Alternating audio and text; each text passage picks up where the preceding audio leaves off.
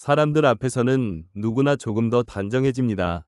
옷매무새를 고치고 말투를 다듬고 약속 시간을 의식합니다. 그런데 문을 닫고 혼자가 되면 마음이 느슨해집니다. 설거지는 내일로 미루고 잠들기 전까지 화면을 넘기며 해야 할 일을 알면서도 모른 척합니다. 이런 모습이 있다고 해서 사람이 나쁜 것은 아닙니다. 긴장하며 살아온 만큼 혼자 있을 때 쉬고 싶은 마음도 자연스럽습니다. 다만 쉬는 것과 무너지는 것은 다릅니다. 쉬고 나면 다시 일어설 힘이 생기지만 무너지고 나면 자신을 탓하는 마음만 남습니다. 오늘 이야기는 완벽한 생활을 요구하지 않습니다. 아무도 보지 않는 시간에 나를 함부로 대하지 않는 법, 그 작은 기준을 함께 찾아보려 합니다. 혹시 이런 시간이 부끄럽게 느껴져도 숨기려 하지 마십시오. 변화는 남에게 들키지 않는 데서 시작되는 것이 아니라 내가 내 모습을 정확히 바라보는 데서 시작됩니다. 공자의 삶과 생각을 전하는 논어는 사람이 한 번의 결심으로 완성된다고 말하지 않습니다. 배우고, 되풀이하고, 생활 속에서 확인하는 과정을 중요하게 봅니다. 이것을 오늘의 삶에 옮기면 좋은 습관은 남에게 보이기 위한 장식이 아니라 매일 나를 다듬는 연습이 됩니다. 아침에 이불을 정리하는 일, 먹은 그릇을 바로 씻는 일, 약속한 시간에 스스로 움직이는 일은 작아 보입니다. 하지만 이런 행동은 마음에 한 가지 신호를 줍니다. 나는 내 삶을 돌볼 가치가 있는 사람이라는 신호입니다. 반대로 아무도 보지 않는다고 계속 미루면 게으름보다 더 깊은 문제가 생깁니다. 스스로 한 약속을 스스로 믿지 못하게 됩니다. 품격은 큰 자리에서 갑자기 생기지 않습니다. 보이지 않는 시간의 작은 반복이 조금씩 만들어냅니다. 이 반복은 남에게 칭찬받지 않아도 의미가 있습니다. 눈에 띄지 않는 질서가 쌓이면 예상하지 못한 어려움 앞에서도 생활 전체가 한꺼번에 무너지지 않도록 붙잡아 줍니다. 혼자 있을 때 흐트러지는 까닭을 위지 부족으로만 몰아붙이지 마십시오. 은퇴 뒤 갑자기 일정이 사라졌거나 가족을 돌보느라 내 생활이 뒤로 밀렸거나 몸이 예전 같지 않아 움직임이 줄었을 수 있습니다. 외로움이 길어지면 집안의 질서까지 무너질 때도 있습니다.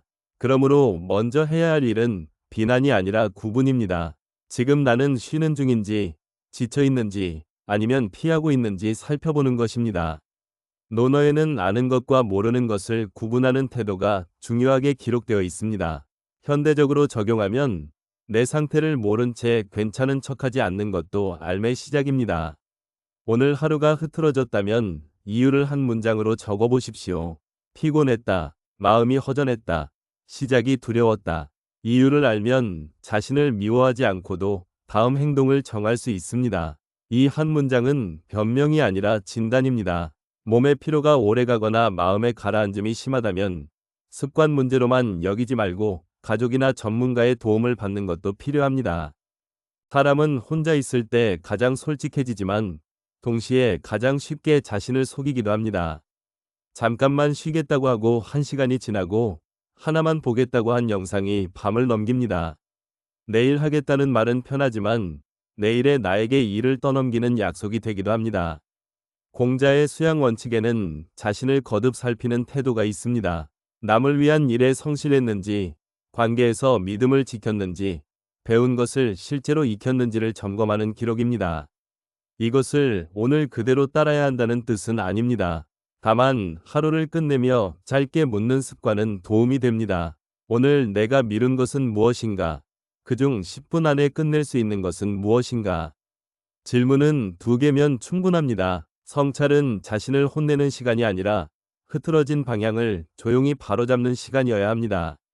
가능하면 답을 길게 쓰지 마십시오. 짧게 적고 바로 하나를 실행한 뒤 하루를 마치십시오. 생각이 행동을 대신하지 않도록 하는 것이 이 점검의 중요한 기준입니다. 혼자 있는 집에서 가장 먼저 무너지는 것은 대개 거창한 목표가 아닙니다. 식사 시간, 수면 시간, 정리 순서처럼 평범한 리듬입니다. 이 리듬이 흐트러지면 몸이 무거워지고 몸이 무거워지면 마음도 쉽게 포기합니다. 그래서 큰 결심보다 작은 기준 하나가 필요합니다. 예를 들어 아침에 일어나면 커튼부터 열기, 식사를 마치면 그릇 하나라도 바로 씻기, 밤 11시가 되면 휴대전화를 충전기에 두기입니다. 중요한 것은 많이 정하는 일이 아닙니다. 지킬 수 있는 한 가지를 정하고 같은 시간에 반복하는 것입니다. 논어의 배움은 머릿속 지식에 머물지 않고 때에 맞게 익히는 과정으로 나타납니다. 현대의 습관도 마찬가지입니다. 생각만으로는 삶이 달라지지 않습니다. 몸이 먼저 작은 순서를 기억할 때 마음은 그 뒤를 따라옵니다. 며칠 뒤에도 지켜진다면 그때 두 번째 습관을 더하면 됩니다. 처음부터 완벽한 시간표를 만들지 마십시오. 오래가는 질서는 작은 성공이 다음 행동을 부르는 방식으로 자랍니다.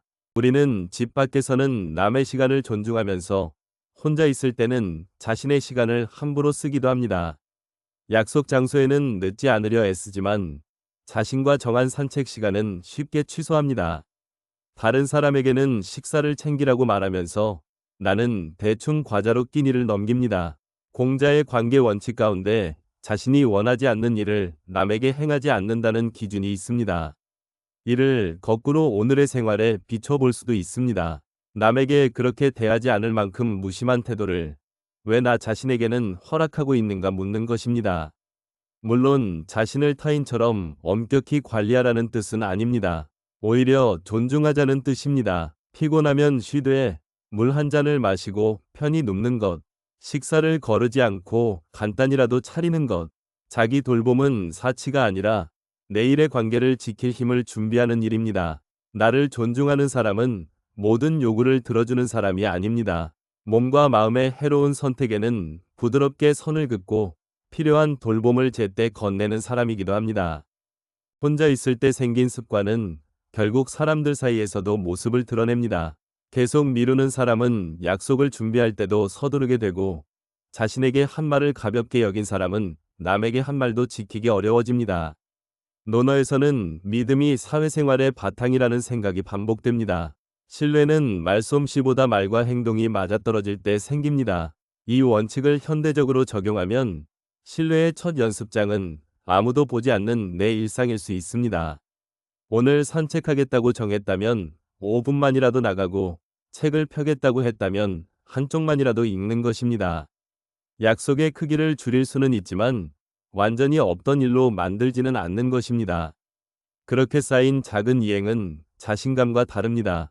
나는 내 말을 어느 정도 믿을 수 있다는 조용한 확신이며 관계에서도 흔들리지 않는 바탕이 됩니다. 이런 확신은 목소리를 크게 만들지 않습니다. 대신 일이 꼬였을 때 핑계를 줄이고 지키기 어려운 약속은 처음부터 솔직하게 조정할 수 있게 도와줍니다. 그렇다고 혼자 있는 시간을 빈틈없이 관리해야 한다는 뜻은 아닙니다. 지나친 규칙은 사람을 살리는 대신 지치게 할 수 있습니다. 하루 계획을 다 지키지 못했다고 실패한 인생이 되는 것도 아닙니다. 공자의 기록에는 검소한 생활 속에서도 배움과 즐거움을 찾는 태도가 나타납니다. 이것을 오늘의 삶에 옮기면 좋은 습관은 화려한 장비나 비싼 취미가 있어야 시작되는 일이 아닙니다. 따뜻한 차 한 잔을 천천히 마시고 창가에 앉아 10분 동안 햇빛을 받으며 오래 미뤄둔 서랍 하나를 정리하는 것으로도 충분합니다. 중요한 것은 남에게 보여줄 성과가 아니라 내 생활에 다시 손을 얹는 감각입니다. 쉬는 시간에도 선택이 있습니다. 나를 더 지치게 하는 쉼인지 조금 회복시키는 쉼인지 살펴보십시오. 품격은 긴장만이 아니라 자신을 편안히 돌보는 방식에서도 드러납니다. 오늘 쉬기로 했다면 죄책감 없이 쉬어도 좋습니다. 다만 쉼이 끝나는 작은 신호를 정해두십시오. 차를 다 마시면 일어나기, 방송 한 편이 끝나면 불을 끄는 시기면 충분합니다. 습관을 바꾸려 할 때 가장 위험한 순간은 한번 실패한 뒤입니다. 이틀 잘하다가 사흘째 늦잠을 자면 역시 나는 안 된다고 결론 내리기 쉽습니다. 하지만 수양은 실수하지 않는 상태가 아니라 잘못을 알아차리고 고치는 과정이라는 관점이 논어에 나타납니다. 다른 사람의 좋은 점을 보면 배우고 좋지 않은 모습을 보면 자신을 살피라는 태도도 기록되어 있습니다. 이를 오늘의 습관에 적용하면 실패는 판결문이 아니라 관찰 자료가 됩니다. 왜 무너졌는지, 기준이 너무 컸는지, 시간이 맞지 않았는지 살펴보는 것입니다. 그리고 다음날 기준을 절반으로 줄여 다시 시작합니다. 30분 걷기가 어려웠다면 10분, 방 전체 정리가 버거웠다면 식탁 한쪽만 해도 됩니다. 고치는 사람은 실패한 사람이 아닙니다. 다시 배울 줄 아는 사람입니다. 며칠을 걸은 뒤 다시 시작하는 능력도 습관의 일부입니다. 달력에 빈칸을 부끄러워하지 말고 돌아온 날에 작은 동그라미 하나를 그려보십시오. 이제 오늘의 실천을 하나만 정해보겠습니다. 혼자 있는 시간에 가장 자주 흐트러지는 장면을 떠올려 보십시오. 늦은 밤일 수도 있고 식사 뒤일 수도 있으며 아침에 눈을 뜬 직후일 수도 있습니다. 그 장면에 아주 짧은 행동 하나를 붙이십시오. 밤 10시가 되면 컵을 씻는다. 식사 뒤에는 식탁을 한번 닦는다. 아침에는 창문을 조금 연다. 행동은 5분 안에 끝나야 합니다. 그리고 일주일 동안 잘했는지 평가하기보다 했는지만 표시해 보십시오. 오늘 우리는 보이지 않는 시간의 습관이 결국 드러나는 품성을 만든다는 기준을 살펴보았습니다. 이어지는 후반부에서는 이 작은 습관이 가족과의 말투, 돈을 쓰는 태도, 외로움을 다루는 방식과 어떻게 이어지는지 더 천천히 살펴보겠습니다. 먼저 오늘 아무도 보지 않는 한순간을 정돈해 보십시오. 이 행동은 남에게 자랑할 필요가 없습니다. 다만 저녁에 스스로에게 한번 물어보십시오. 오늘 나는 혼자 있는 나를 손님처럼 존중했는가? 아니면 하인처럼 함부로 부렸는가? 앞에서 정한 5분짜리 행동은 방 한쪽만 정돈하는 일이 아닙니다. 혼자 있을 때 쌓인 기분도 함께 다루는 연습입니다. 하루 종일 소파에 누워 걱정을 키우고 식사를 거른 채 휴대전화만 들여다보면 그 답답함은 저녁의 말투로 흘러나오기 쉽습니다. 가족의 작은 질문에도 목소리가 빨라지고 필요 없는 핀잔이 붙습니다. 반대로 물 한 잔을 마시고 씻을 것을 씻고 잠깐 숨을 고른 날에는 같은 말도 조금 부드러워집니다. 이것은 감정을 숨기라는 뜻이 아닙니다. 내 안에 쌓인 피로를 가장 가까운 사람에게 함부로 넘기지 말자는 뜻입니다. 오늘 누군가에게 대답하기 전 내 목소리가 왜 급해졌는지 한번 살펴보십시오. 말투를 고치기 전에 혼자 보낸 1시간을 먼저 돌아보는 것입니다. 혼자 있을 때 몸과 마음을 조금 돌보는 일은 다음 사람에게 건넬 말을 미리 맑게 하는 준비이기도 합니다. 내 감정의 책임을 전부 혼자 지라는 뜻도 아닙니다. 다만 피로를 알아차리고 설명할 수 있는 만큼 차분히 알리는 연습입니다. 가족은 편한 사이입니다. 그러나 편하다는 말이 아무렇게나 대해도 된다는 허락은 아닙니다. 공자의 예에 관한 기록은 관계 속에서 태도를 다듬는 일을 중요하게 봅니다. 오늘의 생활에서는 이를 일방적인 복종이 아니라 상대를 한 사람으로 존중하는 습관으로 풀어볼 수 있습니다. 배우자가 말할 때 화면을 잠시 내려놓는 일, 자녀의 설명을 끝까지 듣는 일, 부모에게 도움을 드리기 전에 원하는 방식을 묻는 일이 그렇습니다. 가까운 사람에게는 마음을 알아서 이해해달라고 기대하기 쉽습니다. 하지만 말하지 않은 마음은 자주 엇갈립니다. 미안하면 미안하다고, 고마우면 고맙다고 짧게 표현하십시오. 오늘 집안에서 가장 자주 만나는 사람에게 한 번만 정중히 물어보십시오. 지금 내가 도울 일이 있는가? 작은 예의는 거리를 만드는 형식이 아니라 오래된 관계에 다시 숨을 넣는 방법입니다. 오늘의 존중은 거창한 희생보다 상대의 말을 서둘러 대신 결론 내리지 않는 데서 시작됩니다. 함께 산다고 모든 생각이 같아질 수는 없습니다. 나이가 들수록 살아온 방식이 굳어져 다른 선택을 틀린 선택으로 보기 쉽습니다. 논어에는 조화를 이루되 무조건 같아지지는 않는다는 원칙이 기록되어 있습니다. 이를 오늘의 부부와 세대 관계에 적용하면 동의하지 않아도 존중할 수 있다는 뜻이 됩니다. 자녀가 돈을 쓰는 방식, 배우자가 쉬는 방식, 형제자매가 부모를 돌보는 방식이 내 기준과 다를 수 있습니다. 먼저 사실과 판단을 나누어 보십시오. 약속 시간에 늦었다는 것은 사실이지만 나를 무시했다는 결론은 확인이 필요합니다. 대화할 때는 당신은 늘 그렇다고 말하기보다 나는 이 상황이 걱정된다고 말해보십시오. 상대를 바꾸는데 힘을 다 쓰지 않고 함께 지킬 최소한의 약속을 정하는 것입니다. 조화는 차이를 지우는 일이 아니라 차이 때문에 서로의 존엄을 지우지 않는 일입니다. 서로 다르다는 사실을 인정할 때 대화는 승부가 아니라 조정이 됩니다. 다름을 존중하는 것과 부당함을 참는 것은 전혀 다른 일입니다. 집안의 평화를 지킨다는 이유로 모욕, 폭력, 경제적 통제, 반복되는 협박을 견뎌야 하는 것은 아닙니다. 공자의 조와 원칙을 오늘에 옮길 때도 안전과 평등을 먼저 세워야 합니다. 선을 긋는 말은 거칠 필요가 없습니다. 그 말은 받아들이기 어렵습니다. 지금은 대화를 멈추겠습니다. 도움이 있는 자리에서 다시 이야기하겠습니다. 이렇게 짧고 분명하게 말할 수 있습니다. 혼자 감당하기 어려운 상황이라면 믿을 만한 가족, 상담기관, 의료진, 법률 복지 전문가에게 도움을 요청해야 합니다. 참는 힘만을 덕으로 부르면 피해를 겪는 사람이 다시 죄책감을 떠안게 됩니다. 좋은 관계는 한쪽의 침묵으로 유지되지 않습니다. 오늘 불편함을 느낀 장면이 있다면 내가 지켜야 할 최소한의 선이 무엇인지 종이에 한 문장으로 적어보십시오. 경계는 관계를 깨는 칼이 아니라 존중이 다시 시작될 자리를 알리는 선이 될 수 있습니다. 혼자 있을 때의 습관은 돈을 쓰는 순간에도 드러납니다. 마음이 허전한 밤에는 필요하지 않은 물건이 위로처럼 보이고 불안한 날에는 남보다 뒤처지지 않으려는 소비가 커집니다. 반대로 자신을 지나치게 몰아붙여 꼭 필요한 치료나 휴식까지 아끼는 경우도 있습니다. 소비를 무조건 줄이는 것이 답은 아닙니다. 결제하기 전에 내 마음의 이름을 알아보는 것이 먼저입니다. 지금 필요한가?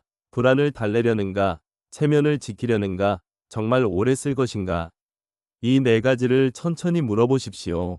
금액이 크다면 하루를 두고 다시 보는 것도 좋습니다.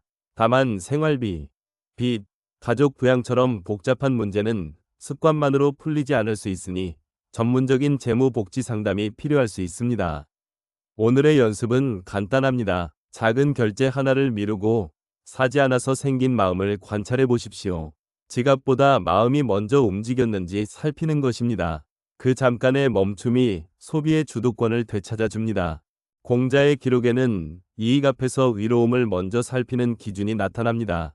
이것은 돈을 멀리하라는 말이 아닙니다. 오늘의 삶에서는 이익을 얻는 과정이 공정한지, 누군가에게 부당한 부담을 넘기지 않는지, 오래 쌓은 신뢰를 깨뜨리지 않는지 묻는 태도로 이해할 수 있습니다. 조금 싸게 사기 위해 약속을 어기거나, 가족 몰래 위험한 결정을 하거나, 작은 이익 때문에 사람을 함부로 대한다면 결국 더 큰 값을 치를 수 있습니다. 선택 앞에서 세 줄을 적어보십시오. 내가 얻는 것, 다른 사람이 치르는 것, 이 결정 뒤에도 남아야 할 관계입니다. 답이 불편하다면 서두르지 마십시오. 투자와 세금, 계약과 법률 문제는 전문가의 검토를 받는 것이 안전합니다. 위로움은 거창한 희생이 아니라 아무도 보지 않을 때도 내 기준을 할인하지 않는 일입니다. 오늘 한 선택에서 돈 외에 지켜야 할 것을 하나만 이름 붙여보십시오. 혼자 있는 시간이 길어지면 사람을 만나고 싶으면서도 먼저 연락하기가 더 어려워집니다. 완벽하게 마음이 맞는 친구를 기다리다 보면 계절이 여러 번 지나기도 합니다.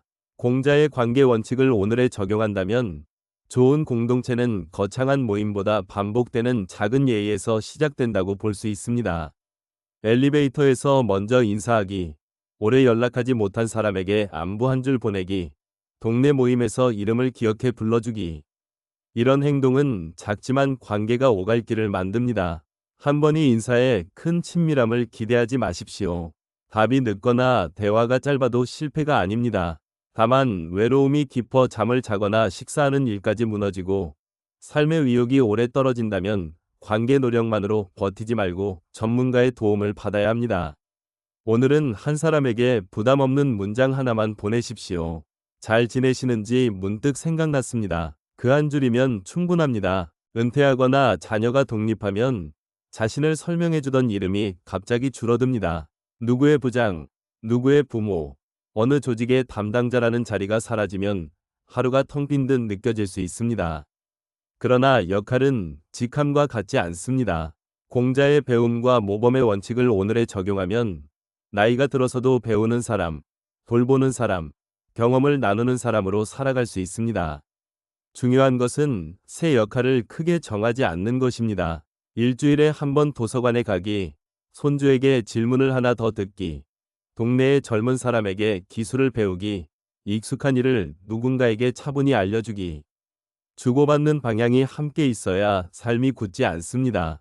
경제와 건강의 어려움은 개인 의지만으로 해결할 수 없으므로 필요한 제도와 도움도 찾아야 합니다. 오늘 종이에 직함 없이 나를 설명하는 말을 3개 적어보십시오. 배우는 사람, 약속을 지키는 사람, 먼저 인사하는 사람처럼 행동으로 적는 것이 좋습니다. 가정과 이웃에서는 큰 훈계보다 조용한 반복이 더 오래 남습니다. 논어에는 지도자의 모범이 공동체를 움직인다는 원칙이 기록되어 있습니다. 이를 오늘의 일상에 옮기면 나이가 많다는 이유로 명령하기보다 먼저 행동으로 보여주는 태도가 됩니다. 정리를 말하기 전에 내 컵을 씻고, 절약을 말하기 전에 쓰지 않는 불을 끄고, 예의를 가르치기 전에 가족의 말을 끊지 않는 것입니다. 사람들은 완벽한 모습을 따르는 것이 아닙니다. 잘못했을 때 인정하고 다시 고치는 모습에서 신뢰를 배웁니다. 오늘 짜증을 냈다면 변명부터 하지 말고 아까 내 말이 거칠었다고 짧게 사과해 보십시오. 모범은 체면을 지키는 연기가 아니라 실수 뒤에 책임지는 습관입니다. 아무도 칭찬하지 않아도 계속할 수 있는 행동 하나를 정하십시오. 그 행동이 쌓이면 집안의 분위기는 명령 없이도 조금씩 달라집니다. 보이지 않는 작은 행동이 결국 가장 설득력 있는 말이 됩니다. 이제 20장면의 이야기를 한 가지 실천으로 모아보겠습니다. 앞으로 일주일 동안 혼자 있을 때 가장 자주 흐트러지는 시간 하나를 정하십시오. 그리고 그 순간에 5분 안에 끝나는 행동을 붙이십시오. 창문 열기, 컵 씻기, 약 챙기기, 지출 기록하기, 안부 한 줄 보내기 중 하나면 됩니다. 매일 잘했는지 평가하지 말고 했으면 동그라미, 못했으면 빈칸만 남기십시오. 빈칸이 생겨도 자신을 판결하지 마십시오. 다음날 행동을 더 작게 줄여 다시 시작하면 됩니다. 일주일 뒤에는 3가지를 물어보십시오. 이 작은 행동 뒤에 내 기분과 말투가 달라졌는가? 나와 가까운 사람을 조금 더 존중하게 되었는가? 아무도 보지 않을 때도 지키고 싶은 기준은 무엇인가? 공자에 기록된 수양 원칙을 오늘에 적용한다는 것은 옛말을 흉내내는 일이 아닙니다. 보이지 않는 한순간을 정돈해 내 삶의 품격을 천천히 만드는 일입니다.